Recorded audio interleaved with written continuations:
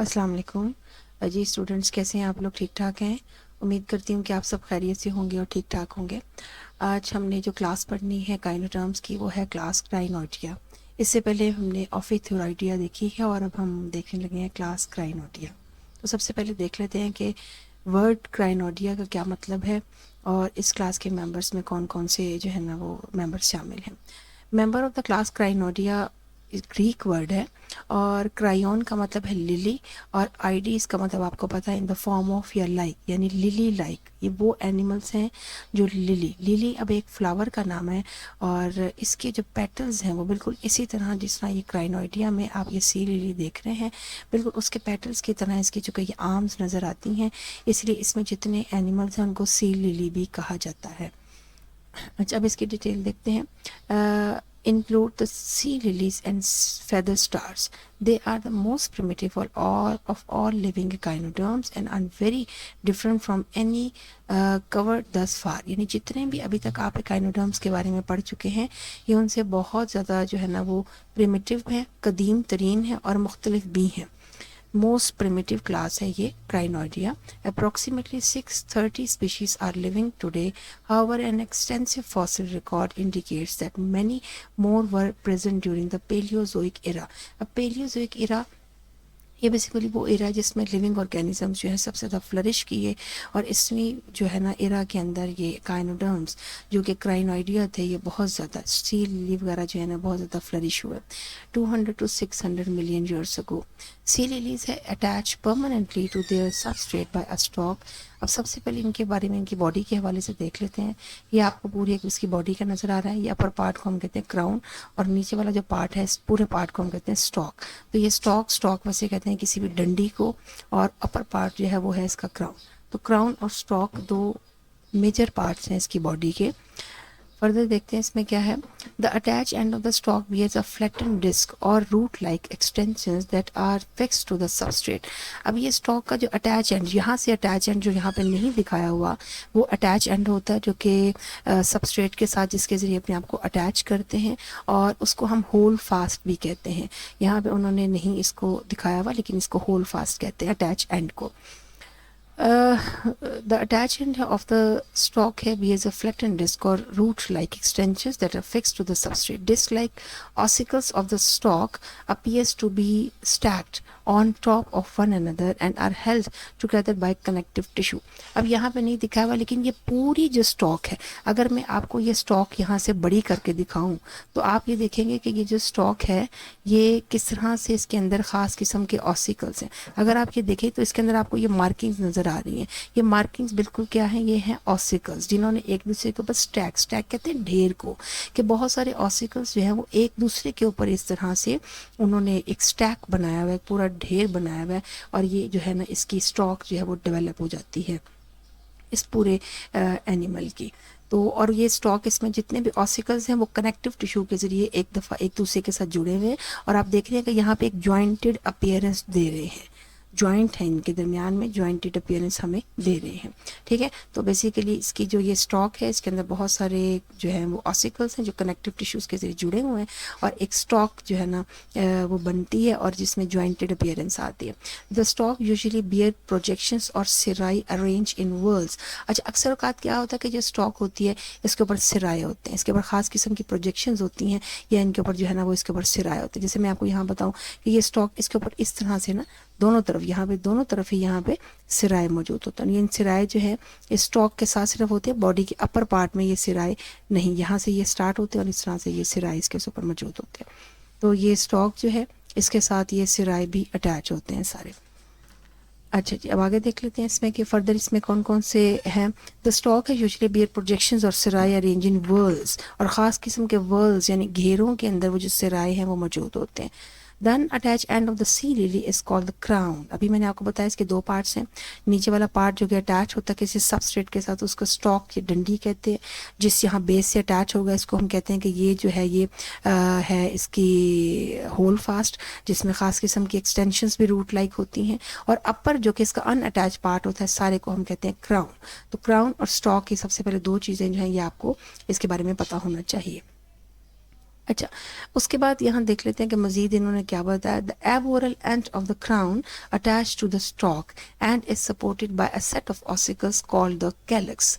अच्छा, अब ये वो कह रहे हैं कि जो स्टॉक है, स्टॉक का जो एब ओरल एंड है, ये स्टॉक है, स्टॉक का ये ओरल एंड होगा और ये एब ओरल एंड होगा, और एब ओरल एंड को सपोर्ट किया हुआ है इस कैलिक्स ने। ये कैलिक्स बेसिकली क्या है कि ये भी ऑसिकल्स हैं और उन्होंने मिलके एक स्पेसिफिक अरेंजमेंट बना दी है जिसको हम कैलिक्स कहते हैं। अगर आपको पता हो तो जो फ्लावर के अंदर पार्ट्स होते हैं, एक फ्लावर के अंदर उसमें स्टॉक होती है, स्टॉक के बाद जो फ्लावर के सारे जो पार्ट्स होते हैं, 4 मेजर पार्ट्स होते हैं, sepal, petals, stamen, carpels. Sepal outermost जो उसकी होती हैं पत्तियां, जिनको कि हम जो ग्रीन इन कलर होती हैं, अंदर वाली पेटल्स होती हैं, और उनको हम जो है वो कैलक्स और कोरोना भी कहा जाता है, अगर आपको याद हो तो। कैलक्स बेसिकली वो जो ग्रीन कलर की पत्तियां होती हैं उनको कहा जाता है। यहाँ पे चूंकि स्टॉक का जो एबोरल एंड है उसको सपोर्ट कर रही है ये कैलक्स की तरह की। कैलक्स जो ग्रीन पत्तियां होती हैं वो आपस में जुड़ी होती हैं, बिल्कुल इसी तरीके से आप देखें वही अरेंजमेंट हमें नजर आ रही है, इसलिए इनको कैलक्स कहा जाता है। तो जो एबोरल एंड है इस स्टॉक का वो क्राउन के साथ अटैच होता है और उसको एक ऑसिकल्स हैं, ये सारी ऑसिकल्स का एक सेट है जिन्होंने मिलकर कैलक्स लाइक स्ट्रक्चर डेवलप किया है। 5 arms also branch at the calyx. आप देखें 5 आर्म्स आपको यहाँ पे नजर आ रही हैं, ये सारी की सारी इसकी आर्म्स हैं। और अब इस आर्म्स के हवाले से बहुत इंपॉर्टेंट यहाँ पे कुछ करेक्टर्स हैं जो आपको पता होने चाहिए। पहली बात तो ये है कि हर आर्म जो है वो सपोर्टेड है बाय ऑसिकल्स। हर एक आर्म को ऑसिकल्स ने सपोर्ट किया हुआ है, हर एक आर्म्स को यहाँ पे ये ऑसिकल्स, ये 5 1 2 3 4 5 हर आर्म्स को ऑसिकल्स जो हैं वो सपोर्ट कर रही हैं, जो कि आपको पता ही कि क्या है, इसका एंडोस्केलेटन है। फिर हर आर्म के अंदर 2 रॉज हैं ट्यूब फीड्स की, हर आर्म के अंदर 2 रॉज हैं जी ट्यूब फीड्स की। तो यहाँ पे ये 5 आर्म्स हैं जो कि कैलक्स के ऊपर मौजूद है, क्राउन बना रही हैं। हर आर्म्स जो है वो उसको 2 फीड्स की 2 रॉज ने सपोर्ट किया हुआ है, ट्यूब फीड्स की 2 रॉज उसके ऊपर मौजूद है। और इसके अलावा ये है कि यहाँ पे जो है ना they are supported by the ossicles, ठीक है। और आर्म्स के ऊपर भी आपको ये नजर आ रहे हैं पिन्यूल्स। पिन्यूल्स आगे इन्हीं आर्म्स की आगे फर्दर जो है वो एक्सटेंशंस हैं जिसको उसने पिन्यूल का नाम दे दिया है। तो यहाँ पे they are branch supported by ossicles and bear small branches pinnules giving them a feather like appearance. Two feet are in a double row along each arm. Umbilical groove on the arm lead towards the mouth. The mouth and anus open onto the top oral surface. अच्छा, अब इसमें याद रखिएगा, जैसे आपको पता है कि ओरल और एब ओरल सरफेस होती है, यहाँ पे ये जो पर्टिकुलर साइड है यहीं पर माउथ भी है और यहीं पर एनस भी है। एनस और माउथ दोनों इस साइड के ऊपर होते हैं, ठीक है, इस एंड पे होते हैं। और ये जो है इसके ऊपर से आर्म्स निकल रही हैं, आर्म्स के ऊपर 2 रॉज हैं, हर आर्म के ऊपर 2 रॉज हैं ट्यूब फीड्स की। They are supported by the ossicles और हर आर्म से फर्दर ये ब्रांचेस निकल रही हैं जिनको हम पिन्यूल भी कहते हैं। The mouth and anus open to the upper oral surface. Feather stars are similar to sea lilies except that they lay a stalk and are swimming and crawling animals. अगर आप feather star देखें तो ये आपको feather star बिल्कुल उसी तरह structure है, लेकिन लॉन्ग स्टॉक यहाँ पे नहीं है। यहाँ स्टॉक की जगह हमें सिराई, जो हमें स्टॉक के ऊपर ऐसे लंबी लंबी प्रोजेक्शंस हमने देखी थी और वर्ल्ड लाइक पैटर्न में वो मौजूद थी, वो वाली सिराई यहाँ पे मौजूद है, लेकिन यहाँ पे लॉन्ग स्टॉक नहीं है। तो ये feather star है बेसिकली, ठीक है। तो ये है जी feather star. अच्छा, feather star seen by feather stars are similar to sea lilies except they lack a stalk and are swimming and crawling animals. The aboral end of the crown bears a ring of root-like cirri which cling when the animal is resting on a substrate. Feather stars swim by raising and lowering the arms and they crawl over substrate by pulling with the tips of the arm. Basically क्या होता है कि ये जो है ना ये इसके ज़रिए अपने आप को फिक्स करते हैं सिराई के ज़रिए, और लॉन्ग आर्म्स की अपर और लोअर ऐसे मूव करती हैं, ऊपर नीचे मूव करती हैं और ये स्विम करता है, और इसके ज़रिए अपने आप को सबस्ट्रेट से फिक्स करना है तो ये सिराई के जरिए अपने आप को फिक्स कर लेते हैं।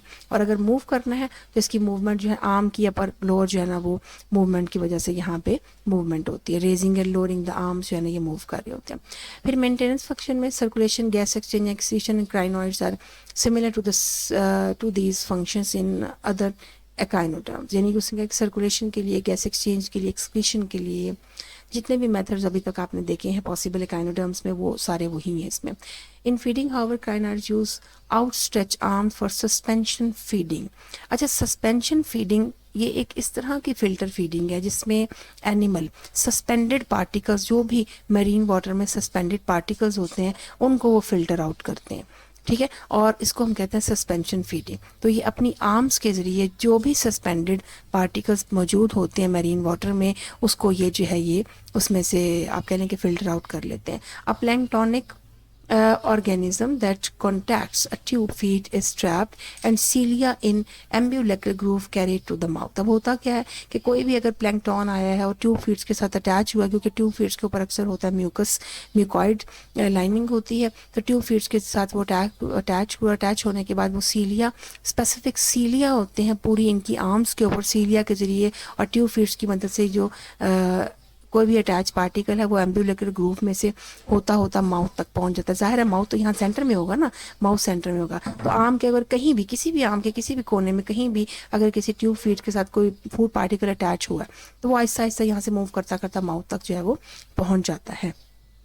Although this method of feeding is different from how other modern echinoderms feed, it probably reflects the original function of the water vascular system। अब आपको पता है कि वाटर वेस्कुलर सिस्टम का असल काम जो था वो अटैचमेंट या लोकोमोशन नहीं था, बल्कि उसका काम जो है ना फिल्टर फीडिंग भी था। लेकिन बाकी बहुत सारे echinoderms के अंदर हमें पता है कि वो अटैचमेंट के लिए भी और लोकोमोशन के लिए भी यूज़ हुआ है। Crinoids like the nerve ring have found in most echinoderms। देखिए सबसे बड़ा डिस्टिंग्विश कैरेक्टर ये भी है कि इनके अंदर नर्व रिंग नहीं होता। Instead a cup shaped nerve mass below the calyx giving rise to radial nerves that extend। अब यहाँ पे नर्व रिंग नहीं है, यहाँ पे कप शेप नर्व मैस है और एक स्केलक्स के नीचे, ये नर्व मैस एक स्केलक्स के नीचे प्रेजेंट होता है और ये क्या करता है, ये बेसिकली बाकी सारी आगे फर्दर जो है वो रेडियल नर्व्स देता है जो हर आर्म को जाती हैं और ट्यूब फीड्स को और आर्म का जितने भी मसल्स हैं उनको वो कंट्रोल करती हैं। फिर रिप्रोडक्शन देखते हैं। Crinoids like other echinoderms are dioecious. आपको मैंने बताया हुआ कि डाइशियस का मतलब होता है यूनिसेक्सुअल, हैविंग वन गोनेट, कि या तो ये मेल होंगे या फीमेल होंगे। Gametes form from germinal epithelium in the coelom.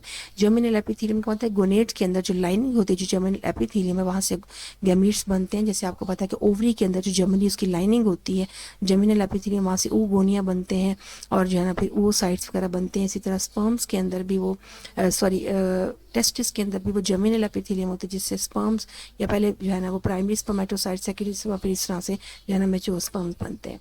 तो और ये स्पर्म फिर आगे रिलीज होते हैं जिससे लोमेन release through ruptures in the wall of the arms. और यहाँ पे गोनोपोर नहीं है, यहाँ पे क्या होता है कि यहाँ पे आर्म्स जब बहुत ज़्यादा भर जाते हैं ब्रीडिंग सीजन में गैमीट्स से, तो आर्म्स जो है ना वो रप्चर कर जाती हैं और सारे के सारे जो गैमीट्स से बाहर निकल जाते हैं।